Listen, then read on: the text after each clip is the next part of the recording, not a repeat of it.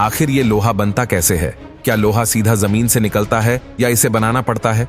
तो आज की इस वीडियो में हम आपको बताने वाले हैं कि आखिर फैक्ट्रीज में लोहे के स्क्रैप से सरिये, पाइप और आई बीम से लेकर घरों के छतों में इस्तेमाल होने वाले टिन शेड को कैसे बनाया जाता है।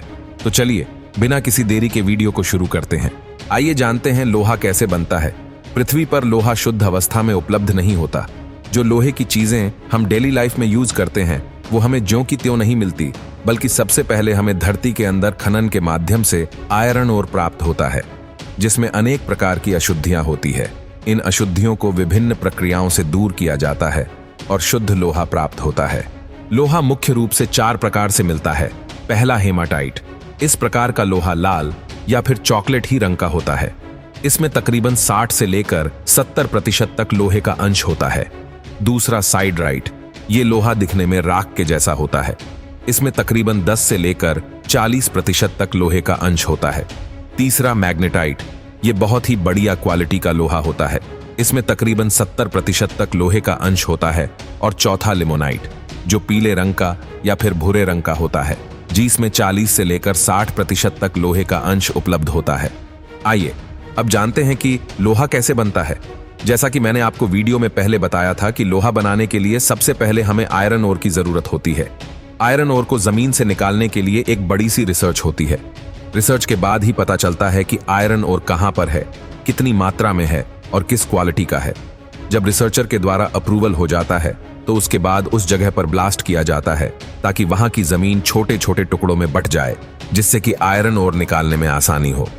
जमीन से आयरन ओर को निकालने के बाद आयरन ओर को ट्रक में भरकर फैक्ट्री तक लाया जाता है। और जो आयरन और फैक्ट्री में लाया गया है उसमें अभी भी बहुत सी अशुद्धियां होती है। इसमें कार्बन से लेकर मैग्नीज, गंधक से लेकर फॉस्फोरस इत्यादि मिश्र धातु होती है। इन्हें साफ करने के लिए चूना पत्थर या फिर चारकोल का उपयोग किया जाता है। फैक्ट्री में सबसे पहले आयरन ओर को क्रशर मशीन में डाला जाता है।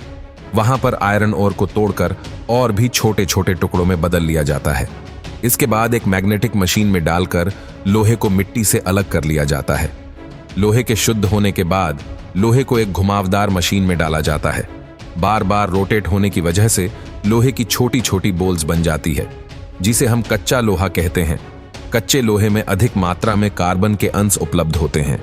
लोहा कच्चा होने के कारण इसको वेल्डिंग करना अभी संभव नहीं होता, इसलिए लोहे को 1000 डिग्री तक गर्म किया जाता है।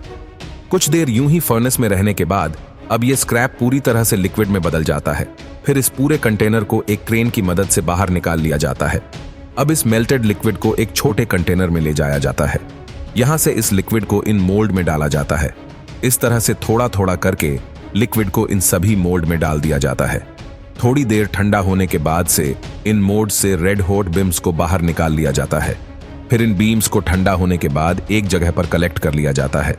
इन बिम्स की मदद से ही लोहे के सारे प्रोडक्ट बनाए जाते हैं। अब लोहे के इन बिम्स से सरिया बनाने के लिए इन्हें एक कन्वेयर बेल्ट पर रखा जाता है। यहां से ये कन्वेयर बेल्ट इन्हें फर्नेस में ले जाती है, जहां इन बिम्स को 1000 डिग्री सेल्सियस टेम्परेचर पर गर्म होने के बाद जब ये बीम पूरी तरह से लाल हो जाता है तो इन बीम्स को एक एक करके बाहर कन्वेयर पर डाल दिया जाता है। यहां से ये बीम आगे लगी मशीन से गुजारा जाता है, जिससे यह बीम पतला और लंबा होता जाता है। एक बार इस बीम की सही लेंथ हो जाने के बाद इस बीम को सरिये की शेप में लाने के लिए मल्टीपल डाई मशीनों में से गुजारा जाता है, जिससे यह बीम पतला और लंबे हो जाता है। यहां इस लोहे को एक डाई से निकालकर उसमें दूसरी छोटी डाई डाल दी जाती है। इस तरह से इस लोहे को छोटी से छोटी डाई में से गुजारते हुए यह पतला होता जाता है और एक सरिये की शेप लेने लगता है। इस तरह से फाइनल डाई से गुजारकर ये लोहे के रोड एक परफेक्ट सरिये की शेप में आ जाता है। फिर इसे ठंडा होने के लिए एक तरफ रख दिया जाता है और ठंडा होने के बाद ही सरिया पूरी तरह से बनकर तैयार हो जाता है। और इसी तरह से आई बीम बनाने के लिए भी इन्हीं लोहे के बेज का इस्तेमाल किया जाता है।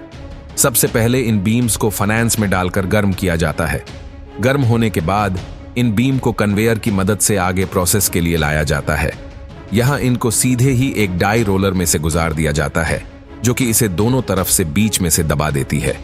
फिर और अच्छे से शेप देने के लिए एक बार फिर से इसे डाई रोलर में से गुजारा जाता है, जिसके बाद ये बीम एक आई बीम की शेप लेने लगता है। फिर इस बीम को फाइनली एक बार और डाई मशीन में से गुजारा जाता है, जहां ये परफेक्ट आई बीम की शेप में आ जाता है। फिर इस आई बीम को आगे ठंडा होने के लिए निकाल दिया जाता है। इस तरह से इन आई बीम को बनाया जाता है। इन आई बीम का इस्तेमाल ब्रिज और बिल्डिंग कंस्ट्रक्शन के साथ बड़े बड़े ट्रेलर बनाने में किया जाता है, क्योंकि इस तरह की काफी ज्यादा लोड बेयर कर सकते हैं।